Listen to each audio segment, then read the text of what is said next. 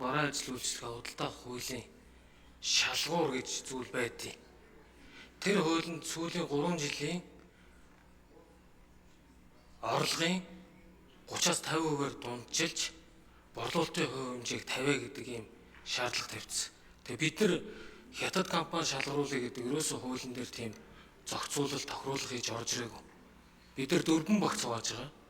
4 багцаа багц тус бүр дээр тухайн компани сүүлийн 3 жилийн борлуулалтын дундаж орлогын 30% болгож бид нар босгол тавьчих. Ерөөсөө л тавьсан зүйл. Энэ өөрөө тендерийн хууль тавигдсан өнөөдрийн байгаа хэрэгжиж байгаа заалт. 1. Хоёрдугаар багц тус бүр дээр 10 хэдэн компаниуд орж ирсэн. Шалгаруулалтыг нээлттэй сонгон шалгаруулалт хийсэн. Ямар нэгэн нууц тушаал шууд гэрээгээр хийгдээгүй гэдгийг хэлье. Хоёрдугаарт бид нар тендерийн тухай хуульд бас одоогийн хүчин төгөлдөр хуулиар түншлэл болон туслангийн хувь хэмжээг заасан байгаа. Бид нар мөн түншлэлийг 20%, туслан гүйцэтгэгчийг 20-с доош гэсэн ийм байдлаар бүх боломжуудыг зэрэг нээж оруулсан.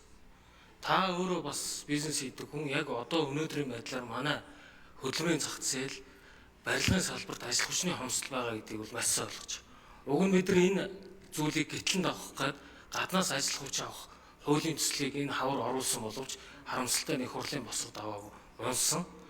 Таныг одоо ажлын хэсэг ахлаад энийг шалгаж өгнө үү?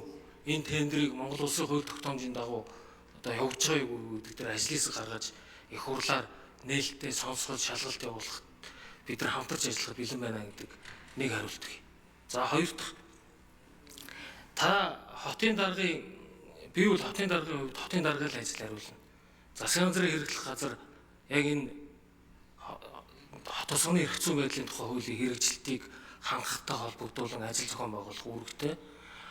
Энэ хууль яагаад хэрэгжээгүй? Нэгдүгээр шалтгаан нь хот осгоны эдэлбэр газрын хөлийн заагийг тогтоох их хурлын тогтоол батлагдаагүй учраас энэ хуулийг шууд хэрэгжүүлэх боломжгүй байгаа гэдгийг нэгдүгээр хэлье.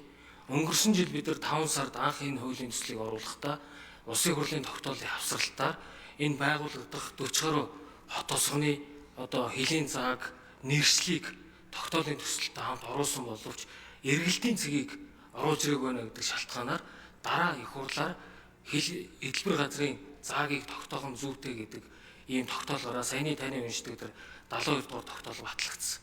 За бид бол эрүүл мэндийн яам, цагдаагийн ерөнхий газар, боловсролын яам, соёлын Нямаа дараа микрофоныг нэмж өгье. Хамтраад 20 минутын хот 14 хотынхоо саяны хүртээмжийг бий болгох чиглэлээр суур судалгаануудаа бүгдийг нийлсэн.